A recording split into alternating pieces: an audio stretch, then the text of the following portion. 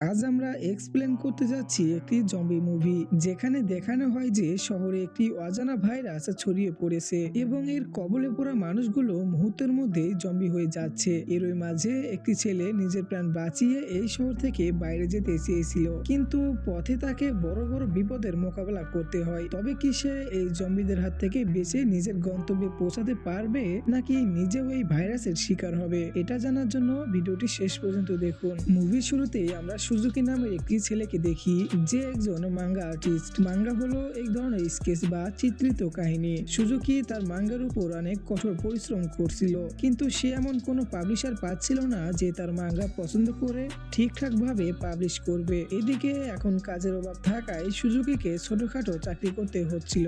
এরপর আমরা জানতে পারি যে সুজুকির একজন গার্লফ্রেন্ডও ছিল, যার নাম টেকো। টেকোর সুজুকির জন্য খুব খারাপ লাগতো, কারণ সুজুকি এত ভালো আর্টিস্ট হওয়া সত্ত্বেও কোথাও কাজ পাচ্ছিল না। কিন্তু সময়ের সাথে সাথে টেকো সুজুকির উপর বিরক্ত হতে শুরু করে, কারণ সুজুকি টেকোর বাড়িতেই থাকতো এবং তার অর্ধেক খরচ টেকোকেই চালাতে হতো। এরপর একদিন এদের দুজনের মধ্যে ঝগড়া হয়ে যায় এবং টেকো রাগের মাথায় সুজুকিকে বাড়ি থেকে বের করে দেয়। এরপর সুজুকি নিজের জিনিসপত্র নিয়ে সেখান থেকে বেরিয়ে চলে আসে। এদিকে নিউজ চ্যানেলে দেখানো হয় যে শহরে এক ধরনের ভাইরাস ছড়িয়ে পড়েছে। এর কবলে পড়া মানুষগুলো নিজেদের মানসিক ভারসাম্য হারিয়ে ফেলছে এবং পশুর মতো একে অপরকে কামড়াতে শুরু করেছে। এই কারণে ভাইরাসটি দ্রুত শহরে ছড়িয়ে পড়ছে। এরপর আমরা সুজুকিকে দেখি যে মন খারাপ করে একটি পার্কে বসেছিল, কারণ তার থাকার মতো কোনো জায়গা ছিল না। তাই সে পুরো রাত এই পার্কে কাটায় এবং সকাল হতেই নিজের কাজে চলে যায়। অফিসে তার বস তাকে মাঙ্গা কমপ্লিট করার জন্য অনেক কাজ দিয়ে দেয়, তাই সুজুকি সারা রাত অফিসে বসে কাজ করতে থাকে। সেই সময় টেকোর ফোন আসে এবং সে নিজের খারাপ ব্যবহারের জন্য সুজুকির কাছে ক্ষমা চায়। ও তাকে বাড়িতে ফিরে আসতে বলে, কিন্তু কাজের চাপে সুজুকি তখন যেতে পারে না। তবে টেকোর গলার আওয়াজ শুনে মনে হচ্ছিল যে তার শরীর খুব খারাপ, তাই সুজুকি সকাল হতেই সাথে সাথে তার বাড়িতে চলে যায়। কিন্তু দরজায় গিয়ে কড়া নাড়ার পরেও টেকো দরজা খোলে না। সুজুকি তাকে বারবার ডাক দেয়, কিন্তু ভেতর থেকে কোনো সারা শব্দ আসে না। এতে সুজুকির মনে সন্দেহ হয়, তাই সে লেটার সল্ট দিয়ে ভেতরে দেখার চেষ্টা করে। ভিতরে তাকিয়ে দেখে যে টেকো তার শরীরকে অদ্ভুতভাবে মোচড়াচ্ছে। যখন সুজুকি তাকে ডাকে, সে খুব অদ্ভুত আচরণ করতে করতে তার কাছে চলে আসে এবং হঠাৎ তার উপর আক্রমণ করে দেয়। তখন তার চেহারা দেখতে খুব ভয়ানক লাগছিল। সে বারবার সুজুকিকে কামড়ানোর চেষ্টা করছিল, যেন সে নিজের নিয়ন্ত্রণ হারিয়ে ফেলেছে।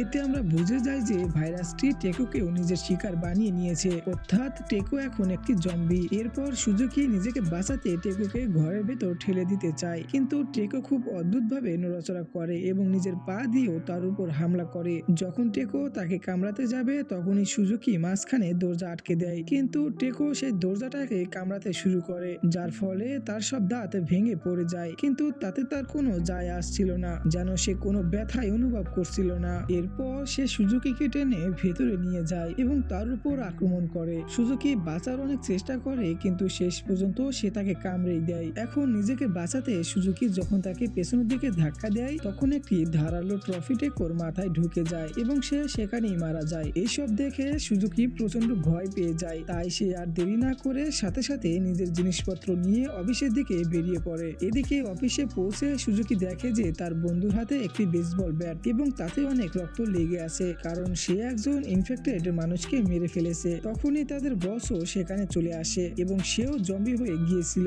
তাকে দেখে সুজুকির বন্ধু খুব ভয় পেয়ে যায় এবং বসকেও মেরে ফেলে, কিন্তু সুজুকি বুঝতে পারছিল না যে এই মানুষগুলোর সাথে এসব কি হচ্ছে। তখন তার বন্ধু বলে যে সম্ভবত এটি এক ধরনের ভাইরাস যা শহরে ছড়িয়ে পড়ছে। যদি এই জম্বিরা কোনো স্বাভাবিক মানুষকে কামড়ায়, তবে সেও এদের মতো জম্বি হয়ে যাবে, তাই নিজেকে বাঁচাতে আমাকে এদের মারতে হয়েছে। তার কথা শুনে সুজুকি ভয় পেয়ে যায়, কারণ তাকেও টেকো অর্থাৎ একজন জম্বি কামড়েছিল। কিন্তু ভাবার বিষয় ছিল যে সুজুকি এখনো জম্বিতে রূপান্তর হলো না কেন। আসলে টেকো সব দাঁত আগেই ভেঙে গিয়েছিল, তাই কামড়ানোর পরেও সুজুকি ইনফেক্টেড হয়নি। আসলে একটি কামড়ের পাওয়ার তখনই বোঝা যায় যখন দাঁতগুলো মজবুত থাকে, কিন্তু তার তো দাঁত দরজায় কামড়ানোর কারণে পড়ে গিয়েছিল, তাই দাঁতের চাপ বা ক্ষত তার হাতে পড়েনি। তো এদিকে আবার তখনই তার বন্ধুও জম্বি হতে শুরু করে, কারণ তাকেও একজন জম্বি কামড়েছিল, কিন্তু সে পুরোপুরি জম্বি হওয়ার আগেই নিজের গলা নিজে কেটে ফেলে। এটা দেখে সুজুকি আতঙ্কিত হয়ে যায় এবং সাথে সাথে সেখান থেকে পালিয়ে শহরে চলে আসে।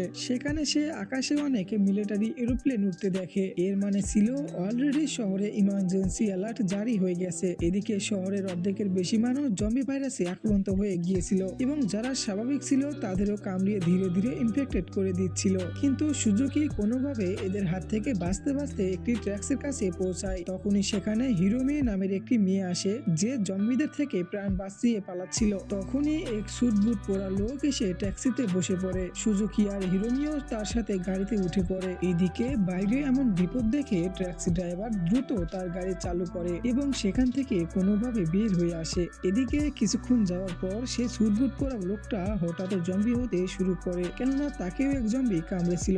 জম্বি হওয়া মাত্রই সে এদের উপর হামলা করে এবং সুযোগ বুঝে ট্যাক্সি ড্রাইভারকে কামড়ে দেয়। লোকটি সুজুকির উপর আক্রমণ করে কিন্তু সুজুকি তাকে গাড়ি থেকে বাইরে ধাক্কা দিয়ে ফেলে দেয়, কিন্তু লোকটি তার পা ধরে নিচে টেনে নামাতে থাকে। সুজুকি হিরোমির সাহায্য নিয়ে কোনো মতে নিজেকে ছাড়িয়ে নেয়, কিন্তু তখনই তাদের সামনে একটা নতুন বিপদ আসে, কারণ ট্যাক্সি ড্রাইভার এখন জম্বি হয়ে নিজের হুঁশ হারিয়ে ফেলেছে, যার ফলে তাদের গাড়ির একটি বড় ধরনের অ্যাক্সিডেন্ট হয় এবং সুজুকি ও হিরোমি অজ্ঞান হয়ে যায়। কিছুক্ষণ পর জ্ঞান ফিরলে তারা দেখে পুরো শহর জম্বিদের কারণে বরবাদ হয়ে গেছে। ইন্টারনেটের সাহায্যে তারা জানতে পারে এই ভাইরাস পুরো শহরে ছড়িয়ে পড়েছে। যারা এর কবলে পড়ছে তারা জম্বি হয়ে যাচ্ছে। জম্বি হওয়ার পর মানুষ নিজের স্মৃতি হারিয়ে ফেলে, কিন্তু তারা নিজেদের কাজ বা পেশা ভোলে না। এরপর তারা একটি পাহাড়ের কথা জানতে পারে যেখানে ভাইরাসের কোনো নাম নিশানা নেই, তাই তারা দুজন সেদিকে রওনা দেয়। যেতে যেতে রাত হয়ে যায় এবং তাদের খুব খিদেও পায়, তাই একটি নিরাপদ জায়গা দেখে তারা সেখানে আশ্রয় নেয়। সকালে উঠে সুজুকি দেখে হিরোমির ঘাড়ের কাছে জম্বির কামড়ের দাগ, কিন্তু হিরোমি বলে যে এটি একটি বাচ্চার কামড়ের দাগ, আমাকে কোনো জম্বি কামড়ায়নি, যদি আমি ইনফেক্টেড হতাম তবে অনেক আগে জম্বি হয়ে যেতাম। সুজুকি তাকে বিশ্বাস করে এবং তারা আবার পাহাড়ের দিকে যাত্রা শুরু করে, কিন্তু পথে হিরোমি বলে যে তুমি একা এগিয়ে যাও, আমি তোমার সাথে আসতে পারবো না। সুজুকি বুঝতে পারছিল না যে সে এমন কেন বলছে, কিন্তু তখনই হঠাৎ হিরোমি জম্বি হতে শুরু করে, অর্থাৎ ঘাড়ের সেই দাগটি জম্বি কামড়েছিল। এটা দেখে সুজুকি সেখান থেকে পালাতে থাকে। পালানোর পথে সে এক লোককে দেখে সাহায্য চাইতে গেলে বুঝতে পারে সে আসলে জম্বি। জম্বিটি সুজুকিকে দেখা মাত্রই আক্রমণ করে, কিন্তু কিছু করার আগে হিরোমি এসে তাকে বাঁচিয়ে দেয়। এরপর হিরোমি সুজুকির দিকে হাত বাড়ায়, যা দেখে বোঝা যায় যে সে পুরোপুরি জম্বি হয়নি, সে অর্ধেক মানুষ আর অর্ধেক জম্বি ছিল। সুজুকি ভয় পেয়ে নিজের ব্যাগ নিয়ে চলে যেতে চাইলেও হিরোমিকে এভাবে ফেলে যেতে পারে না এবং তাকেও সাথে নিয়ে যায়। পরদিন সুজুকি তাকে কাঁধে নিয়ে এগোতে থাকে এবং পথে একটি শপিং কার্ট পায়। হিরোমিকে তাতে বসিয়ে সে সামনে এগোতে থাকে। সামনে একটি দোকান দেখতে পায় যা জম্বিদের কারণে পুরোপুরি বিধ্বস্ত হয়েছিল। সুজুকি যখন নিজের জন্য কাপড় বেছে নিচ্ছিল তখনই দোকানের মালিক চলে আসে, যে এখন জম্বি। সে সুজুকিকে জিজ্ঞেস করে তার কি চাই এবং এই বলে আক্রমণ করে। তখনই ইয়াবু নামের একটি মেয়ে এসে সুজুকিকে বাঁচিয়ে নেয়। ইয়াবু একা ছিল না, তার সাথে আরো কিছু সার্ভাইভাল ছিল। এরা একটি বিল্ডিং এর ছাদে থাকতো যাতে জম্বিরা পৌঁছাতে না পারে।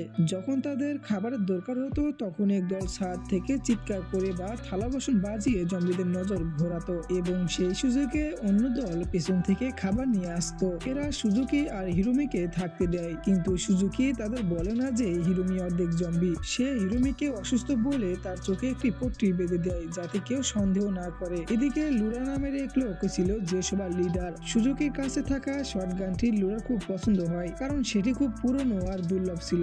রাতে ইয়াবু সুজুকিকে জিজ্ঞেস করে হিরোমির সাথে তার কবে দেখা হয়েছিল। সুজুকি সব জানায়। ইয়াবু বলে সে একজন নার্স এবং সে হিরোমির খেয়াল রাখবে। পরের দিন লুরা বলে খাবার শেষ হয়ে যাচ্ছে, তাই বাইরে যেতে হবে। যাওয়ার আগে সে সুজুকির কাছে শটগানটি চায়। লুরা বলে সেই লিডার, তাই বন্দুক তার কাছে থাকা উচিত, কিন্তু সুজুকি না করে দিলে লুরা ও তার লোকেরা হিরোমিকে মেরে ফেলার হুমকি দেয়। যখন তারা হিরোমিকে ধরতে যায় হিরোমি তাদের ছুঁড়ে দূরে ফেলে দেয়, কারণ জম্বি হওয়ার ফলে তার ভেতরে অতিপ্রাকৃত শক্তি চলে এসেছে। এই সময় তার চোখের পট্টি খুলে যায় এবং সবাই জেনে যায় যে সে জম্বি। হিরোমিকে বাঁচাতে সুজুকি বন্দুক উঁচিয়ে লুনাকে গুলি করার হুমকি দেয়, কিন্তু তবুও লুনা এয়ারগান দিয়ে হিরোমিকে গুলি করে। এরপর লুরার লোকেরা সুজুকি থেকে বন্দুক কেড়ে নেয় এবং তাকে মারধর করে। এরপর লুরার উপর তার নিজের লোকেরাই রেগে যায় এবং জিজ্ঞেস করে হিরোমিকে কেন মারলো। আসলে ওই লোকগুলোর হিরোমির উপর কুনজর ছিল। তারা বলে লুনা তাদের লিডার নয়, এখানে সবাই সমান। সুজুকি যখন হিরোমিকে দেখতে যায় ইয়াবু জানায় যে সে এখনো বেঁচে আছে।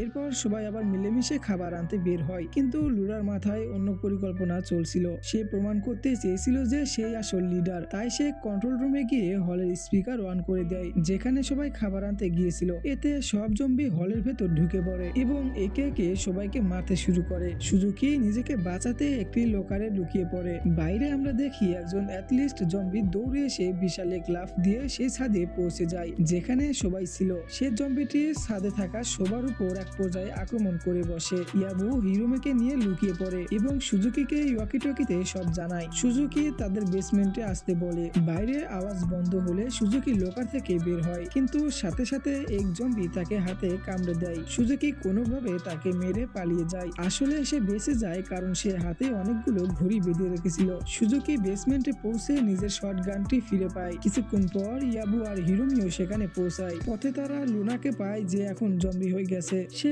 আক্রমণ করলে সুজুকি বন্দুক দিয়ে তার মাথা উড়িয়ে দেয়। এরপর তাদের বাকি সাথীরাও আসে এবং সবাই মিলে পালানোর চেষ্টা করে, কিন্তু জম্বিরা তাদের ঘিরে ফেলে। সুজুকি শটগান দিয়ে জম্বি মারতে শুরু করে। এদের মধ্যে সুজুকি, হিরোমি আর ইয়াবুই শুধু বেঁচে ছিল। তারা যখন চলে যেতে যাবে তখনই সেই অ্যাথলিস্ট জম্বি সামনে চলে আসে। সুজুকি অনেক গুলি চালালেও জম্বিটি লাফিয়ে লাফিয়ে সব গুলি এড়িয়ে যায়।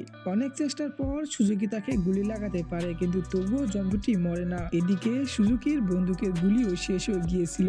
সে এখন চাইলেও জম্বিটিকে গুলি করতে পারবে না। তখনই জম্বিটি দ্রুত তার দিকে এগোতে আসে তাকে মারার জন্য, কিন্তু এদিকে সুজুকি কোনোভাবে তার সামনে দাঁড়িয়ে বন্দুকটি দিয়ে তার মাথায় সজোরে একটা বাড়ি মারে, যার কারণে জম্বিটির মাথা ফেটে সে সেখানেই মারা যায়। এরপর তারা গাড়িতে করে সেই উঁচু পাহাড়ের দিকে রওনা দেয়। আর এখানে এই দুর্দান্ত জম্বি মুভিটির সমাপ্তি ঘটে। তো ভিডিওটি ভালো লাগলে অবশ্যই চ্যানেলটি সাবস্ক্রাইব করবেন। আর আমাদের আবারও দেখা হবে কোনো এক নতুন মুভির এক্সপ্লেনেশনের ভিডিও নিয়ে। ততক্ষণের জন্য উপভোগ করতে থাকুন আপনার জীবনের প্রতিটি মুহূর্তকে। আজকের জন্য টেক কেয়ার।